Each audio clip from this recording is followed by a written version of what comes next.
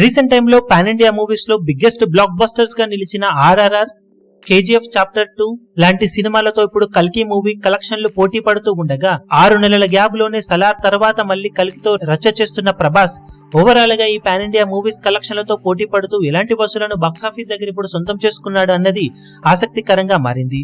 ఒకసారి కల్కి, సలార్, ఆర్ఆర్ఆర్ మూవీ అలాగే కేజీఎఫ్ చాప్టర్ 2 సినిమాల 3 రోజుల కలెక్షన్లను కంపేర్ చేసి చూస్తే కల్కి మూవీ 3వ రోజు మొత్తం మీద వరల్డ్ వైడ్ గా 51.68 కోట్ల దాకా షేర్ అందుకొని 101.10 కోట్ల రేంజ్ లో గ్రాస్ ను సాధించింది. అదే సమయంలో ప్రభాస్ నటించిన లాస్ట్ మూవీ సలార్ 3వ రోజున 42.40 కోట్ల దాకా షేర్ అందుకొని 78.85 కోట్ల దాకా గ్రాస్ ను సాధించింది.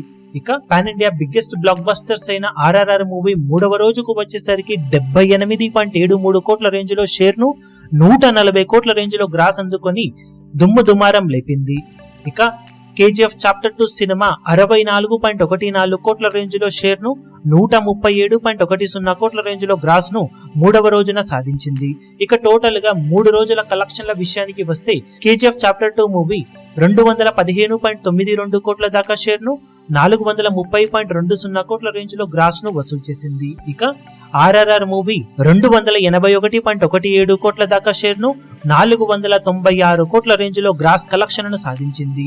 ఇక సలార్ మూవీ 185.67 కోట్ల దాకా షేర్ ను 330 కోట్ల రేంజ్ లో గ్రాస్ ను వసూలు చేస్తే ఇప్పుడు కల్కి మూవీ 198.04 కోట్ల రేంజ్ లో షేర్ ను 380.70 కోట్ల రేంజ్ లో గ్రాస్ ను వసూలు చేసింది.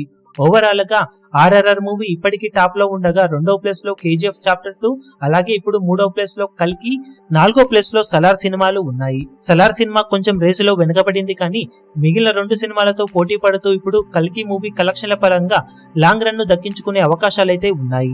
ఇక 4వ రోజు కల్కి మూవీకి కలిసి వచ్చే అవకాశం ఉండటంతో సినిమా బాక్సాఫీస్ దగ్గర ఈ రోజు ఎలాంటి కలెక్షన్లను సొంతం చేసుకుంటుందో చూడాలి.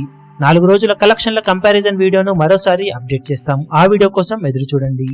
ఈ వీడియో మీకు నచ్చినట్లయితే లైక్ చేయండి, షేర్ చేయండి, ఛానల్ ను సబ్స్క్రైబ్ చేయడం మాత్రం మరవకండి. ఏ చిన్న అప్డేట్ ను మిస్ అవ్వకూడదు అనుకుంటే బెల్ ఐకాన్ ను ప్రెస్ చేయండి.